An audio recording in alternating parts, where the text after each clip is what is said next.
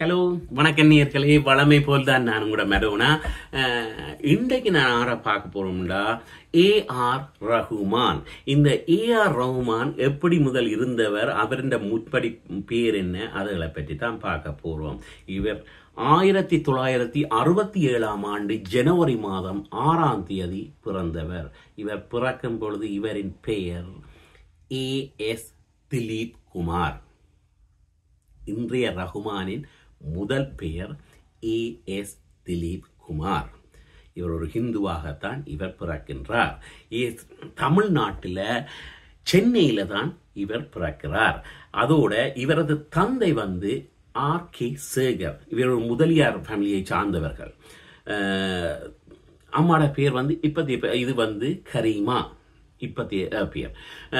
அதே மாதிரி ரஹ்மான் தனது 9வது வயதில் தனது தந்தையை இழந்து விட்டார். கொஞ்சம் கவலையா இருக்கிறது.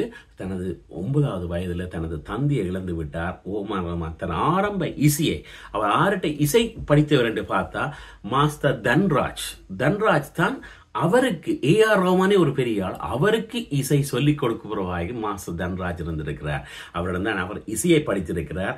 அவர் அதோட மட்டும் இல்லை, மற்ற இசை அமைப்பாளர்களோடையும் அந்த குழுவில் ஒர்க் பண்ணி இருக்கிறார். எம்.எஸ். விஸ்வநாத் இந்த இசைக்குழுவில் ஒர்க் பண்ணி இருக்கிறார். இளையராஜா அந்த இசைக்குழுவில் ஒர்க் பண்ணி இருக்கிறார். ரமேஷ் நாயுடு அந்த இசைக்குழுவில் ஒர்க் பண்ணி இருக்கிறார். விஜய் ஆனந்த், இப்படிப்பட்ட நிறைய இசைக்குழுவில் சேர்ந்து பணியாற்றியவர் தான் ஏஆர் ரஹ்மான். 11 வயதிலேயே அவர் ஸ்டார்ட் பண்ணிட்டார் இசை. அவற்ற குடும்பம் ஒரு இசை குடும்பம். எடுத்த உடனே 2 மியூசிக்கை படிச்சு போட்டு வந்தவர் அல்ல. அவர் இவ்வளவு எக்ஸ்பீரியன்ஸ் ஆன ஆள் என்று பாருங்கள். ஆனா எப்ப இந்த பேர் மாற்றம் வருதுன்றதை பார்த்தா அவருக்கு ஒரு தங்கை இருக்கிறார். அப்ப 1984 அவர்கிட்ட தங்கைக்கு உடம்பு சரியில்லாம சரியான ஒரு சீரியஸ் நிலைமையில இருக்கிறார். இதன் காரணமாக அவர் ஒரு முஸ்லிம் ஃபேமிலியை அவர் மீட் பண்ண வேண்டிய சான்ஸ் வருது. பேர் காதிரி ரதீகா என்ற ஃபேமிலியை அவர் காண்றார். அதுல நின்று அவர்களுக்கு அதுக்கு பிறகு அவர்கள் ஃபீல் பண்ணியிருக்கிறார்கள் சந்தோஷமாக என்று தனது குடும்பத்தோட. ரஹ்மானுக்கு 23 வயதா இருக்கையில ரஹ்மான் தனது குடும்பத்தோட எல்லாரும் சேர்ந்து தான் 1989 இந்த முஸ்லிமாக மாறுகிறார்கள். அப்ப அந்த நேரத்தில் ரஹ்மானுக்கு 23 வயது. 89 அவர்கள் முஸ்லிம் குடும்பமாக மாறுகிறார்கள். மாறைகள இவற்ற பேர் ரஹ்மான். இப்ப திலீப் குமார் என்று பார்த்தோம் தானே, அந்த திலீப் குமார் பேர் மாற்றப்படுகிறது அல்கா ரக்கா ரஹ்மான். அல்கா ரக்கா ரஹ்மான், அதுதான் ஏஆர் ரஹ்மானாக வருகிறது.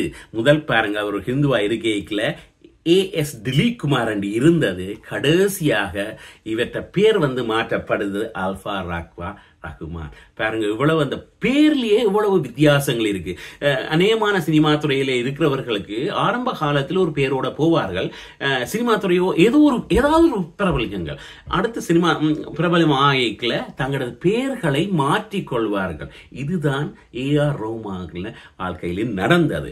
மற்றது 1992 மணிரத்னம் இயக்கின படத்துல ரோஜா. இந்த படத்துல தான் ஏஆர் ரஹ்மான் முதல் தரம் சினிமாக்கு வாழார். முதல் படத்திலேயே ஹிட். நேயர்களே, இதுல பாருங்கள் என்ன வித்தியாசம் என்றா, வந்த உடனே அவர் ஹிட் இல்லை. அவர் சின்ன வயதுல இருந்து எந்தெந்த மியூசிக் குழுவில் இளையராஜாண்ட, எம்.எஸ். விஸ்வநாத் இப்படி நிறைய பேட்ட இசைக்குழுவில் ஒர்க் பண்றது, ஒரு இசைக்குழுவில் சேர்றதுனால இவ்வளவு பெரிய விஷயம். அதுல இவ்வளவு பேட்ட இதுல ஒர்க் பண்ணி அனுபவம் பெற்று கடைசியாக சினிமா துறைக்கு விரையில மணிரத்னம் ரோஜா படத்துல தான் அவர் சினிமா துறையில கால் எடுத்து வைக்கின்றார். அத்தோடு நிற்கவில்லை, இந்தியன் சினிமா பாலிவுட்டுடன் நிற்கவில்லை. அவர் ஒரு ஆஸ்கார் பெற்றவர். டோட்டலி டிஃபரெண்டானவர். எங்கேண்டா 2000 ஸ்லம் டாக் மில்லியனியர் இந்த படத்துல இசையமைத்திருக்கிறார். ஜெய் ஹோ. ஜெய் ஹோ உங்களுக்கு பாட்டு எல்லாரையுமா தெரிஞ்சிருக்கும். அதுல ஆஸ்கார் விருது பெற்றவர். ஸ்லம்டாக் 2008ஆம் ஆண்டு. உமானை பற்றி சொல்ல வலிக்கிட்டா நிறையவே சொல்லிக்கொண்டு போகலாம் நேர்களே. இன்னொரு காணொலியில பார்ப்போம். வளமை போலதான் என் சேனல் தானுங்கோ. ஒவ்வொரு பிரபலியங்களை பற்றி நான் எடுத்து சொல்லிக் கொண்டிருக்கிறேன். பாருங்க, இந்த ஸ்கிரீன்லயே உங்களுக்கு விழும். உங்களுக்கு பிடிச்ச பிரபலியங்களை பார்த்து தெரிந்து கொள்ளுங்கள். என்னால் முடிந்ததை நான் உங்களுக்கு தந்து கொண்டிருக்கிறேன். மறக்காம இந்த சேனலை லைக் பண்ணுங்க, ஷேர் பண்ணுங்க. நன்றி.